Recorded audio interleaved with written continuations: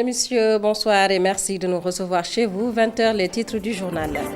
L'actualité à la une ce soir, première apparition publique de Ousmane Sonko et Bassirou Diomaye Faye, le leader de l'ex-Pastef et son numéro 2 ont fait face aux journalistes au lendemain de leur libération. Ousmane Sonko prédit une large victoire de la coalition Diomaye président au soir du 24 mars 2024. Suspension des décrets fixant la date de l'élection présidentielle. Le Parti démocratique sénégalais n'a pas eu gain de cause. La Cour suprême a jugé ce matin irrecevables les requêtes du PDS et maintient le scrutin présidentiel le 24 mars 2024. Justement, écho de la campagne en fin d'édition. Retrouvez la rubrique Nous ferons le point avec nos envois spéciaux et correspondants. Voilà pour les titres. Le développement, c'est juste après ceci.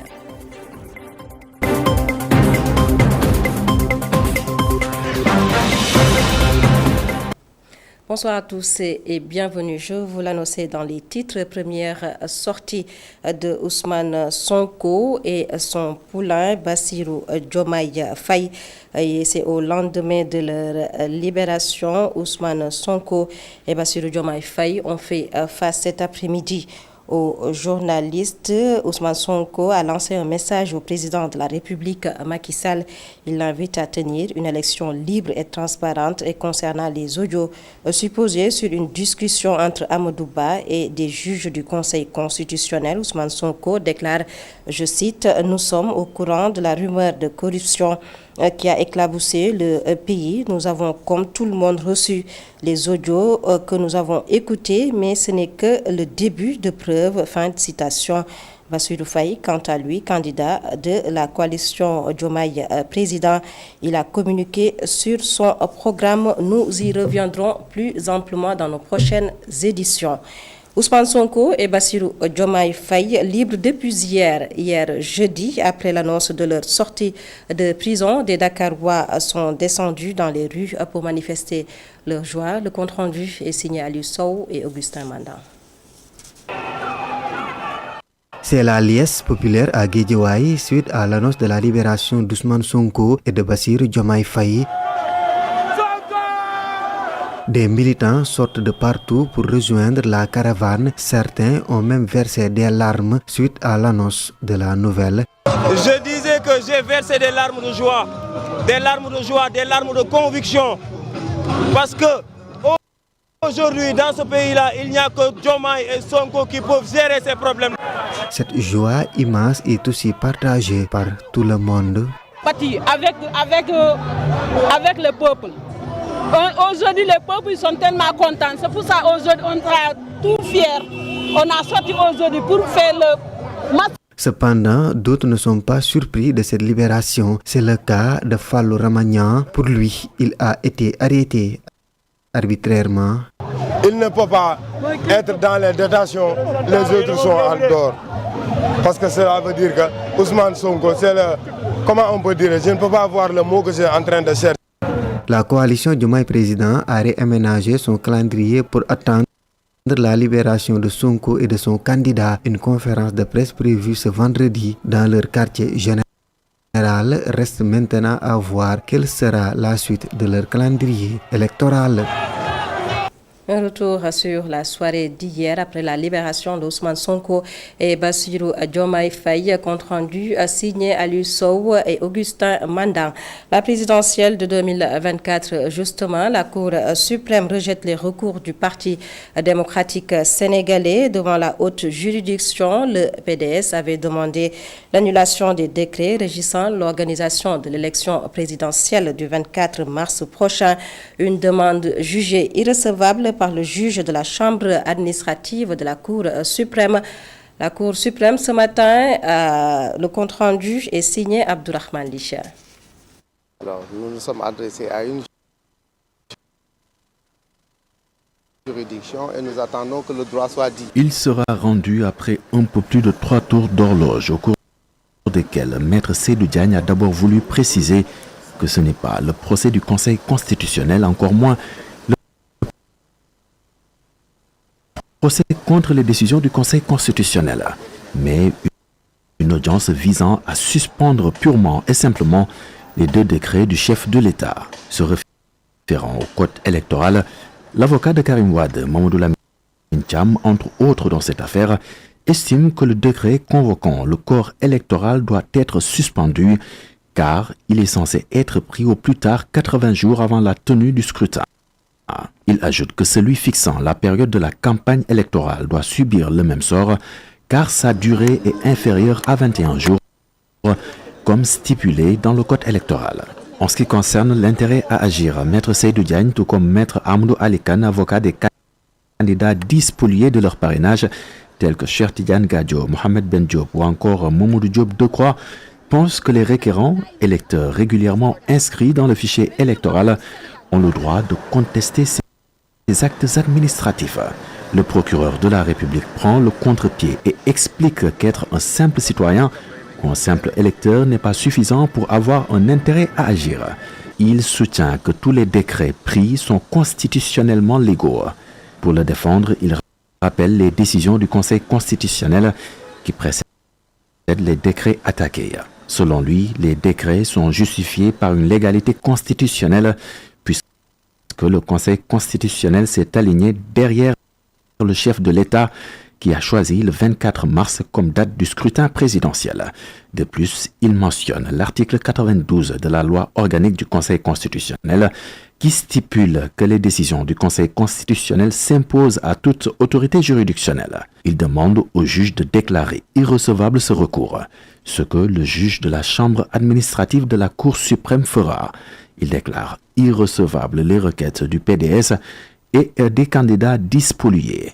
La déception se lit sur les visages. Naturellement, nous ne sommes pas satisfaits parce que nous sommes pour une élection inclusive. Un plan d'action n'est pas exclu après concertation. Nous réunir, évaluer la nouvelle situation politique et nous vous convierons à une autre rencontre pour vous dire exactement ce qu'on a retenu. La chose à retenir est qu'après la décision de la Cour suprême de rejeter les requêtes, le processus électoral suit son cours et la date de l'élection présidentielle est toujours fixée au 24 mars prochain. Abdourahmane Ly, après la politique, autre aspect de l'actualité, nous parlons de la santé avec le ministre de la Santé et de l'Action sociale qui a procédé aujourd'hui au lancement officiel de la plateforme digitale MIRSAS. L'objectif du mouvement intégré des ressources humaines de la santé et de l'action sociale, assurer une distribution équitable du personnel de la santé et de l'action sociale, ce pour une meilleure couverture sanitaire. Plus de détails, je vous propose de suivre la réaction du ministre de la Santé et de l'Action sociale, le docteur Marie-Khémé Ngom Ndiaye. C'est pour moi également un grand plaisir, après le déploiement hier du dossier patient unique au Centre national hospitalier Abass Ndao, chers invités, la plateforme MIRSAS, bras technique du mouvement national du personnel, comporte plusieurs fonctionnalités telles que le miroir national. Ce dernier est publié à la suite d'une succession d'étapes allant de la déclaration des postes susceptibles d'être vacants à la correction des prêts miroirs. Cet exercice mobilise les responsables de structures, mais surtout les points focaux chargés de ressources humaines. Au-delà des structures centrales, j'invite les directeurs régionaux de la santé et ceux de l'action sociale à s'approprier cet outil. Mesdames, Messieurs, pour veiller sur la sécurité et la confidentialité des données, la plateforme est hébergée au niveau de la société Sénégal numérique, Senom SA. Elle est ainsi en ligne et accessible sur toute l'étendue du territoire. Tout agent de santé et d'action sociale postulant à une mutation est simplement invité à se connecter via la plateforme en ligne et à faire sa demande.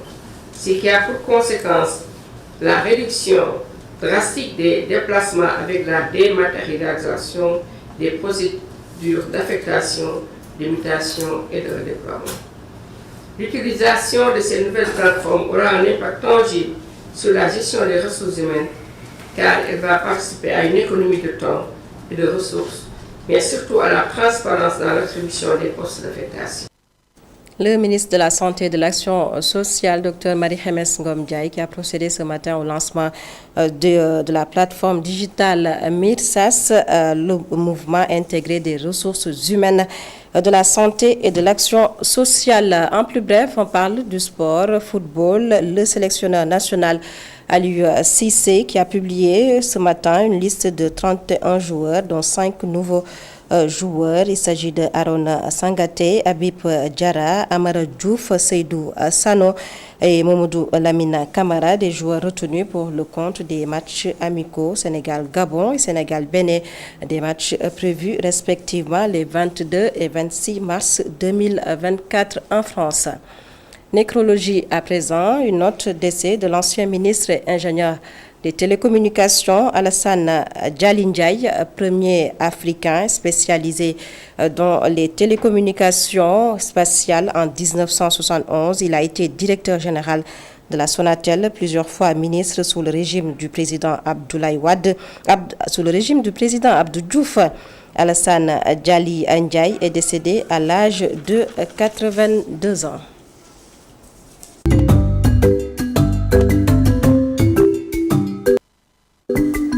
Les échos de la campagne électorale, 5e jour de campagne, fin de la tournée de Idrissa Seck dans la région de Thiès. Le leader du parti Rewmi a fait l'étape du département de Mbour, des visites de proximité dans plusieurs localités comme Noto, Djobas et Tasset.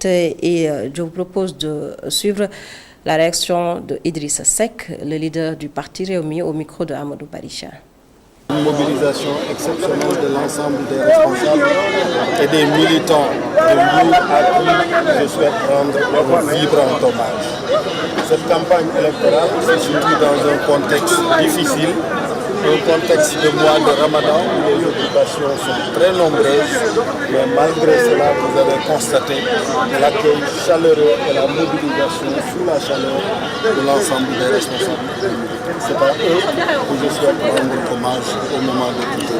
3 jours dans la galerie. Pour 3 jours. Non, je veux dire dans la région de Thiès. Journée. Oui, bien évidemment, puisque là, c'est ma base naturelle, c'est ma base affective.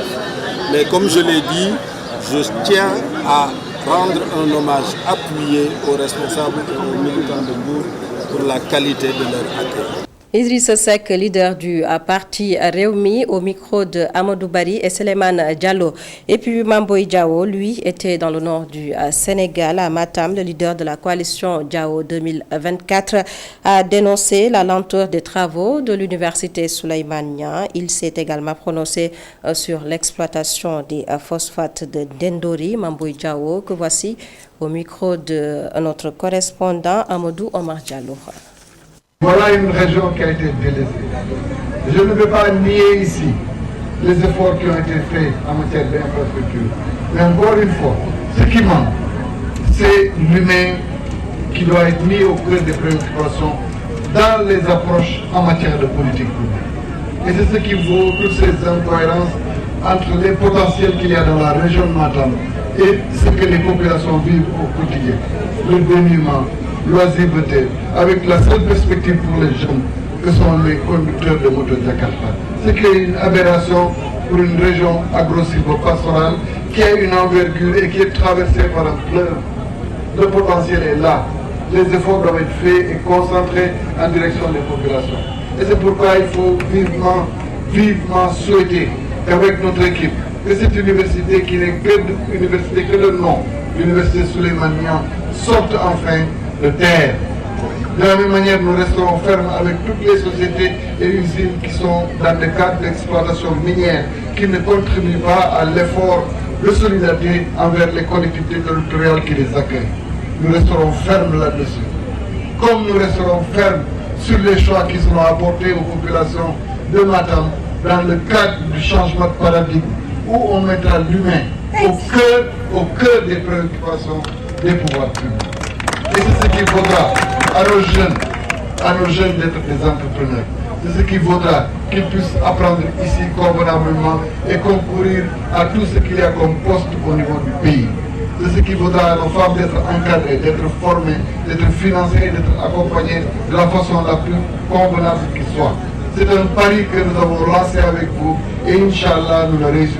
Après Mamboy Diao, candidat de la coalition Diao 2024, on passe à Amadouba, candidat de la coalition présidentielle. Lui, il était à Ndjoum, Ayrelao et Boké Dialoubé. Amadouba, en compagnie de Abdoulaye Daoud Diallo, le candidat de la mouvance présidentielle, a fait part de ses ambitions.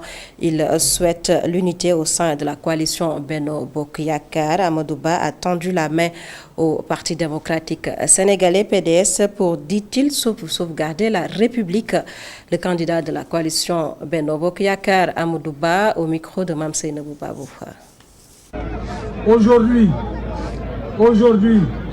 à une semaine des élections, nous devons tous nous unir. Mon ambition, c'est de garder le Benno intact. Mon ambition, c'est d'ajouter d'autres forces, comme le PDS et les autres, pour qu'ensemble, qu'on puisse sauver, qu'on puisse préserver la République. Nous gagnerons ensemble, nous gouvernerons ensemble. Nous partagerons les responsabilités, nous serons ensemble pour que le Sénégal puisse progresser dans la paix et aller de l'avant. Le président Macky Sall avait promis l'émergence en 2035. Moi, je promets l'émergence en 2030. Retour à Dakar pour parler de la coalition Diomaye Président. Elle est toujours à Dakar et poursuit sa caravane. Les membres étaient à Keur Massar, dans ce département. Aïda Mbodj et compagnie comptent apporter des solutions aux problèmes des inondations, mais également accompagner les maraîchers de la localité. Aïda Mbodj, que voici au micro d'Ali Sow. Quand le président Macky Sall a érigé Keur Massar en département, il se faisait des illusions. Il pensait que Keur Massar allait lui appartenir et qu'il allait réaliser de bonnes performances.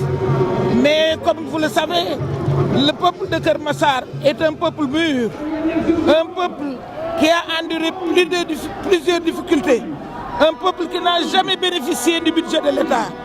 Et avec notre fils Waly Diouf Bodian, qui s'est implanté, qui a su implanter le PASTEF et par conséquent le Yewwi Askan Wi. Vous l'avez constaté, le Yewwi Askan Wi a raflé presque toutes les collectivités de Keur Massar. Ça veut dire que Keur Massar est un fief, mais Keur Massar est particulièrement le fief du président Ousmane Sonko. Donc l'espoir doit être plus grand aujourd'hui. Avec l'élection de Bassirou Diomaye, on va sortir Keur Massar de ses difficultés. On va sortir Keur Massar des eaux. On va sortir Keur Massar du chômage des jeunes. On va sortir Keur Massar de l'oisiveté des femmes.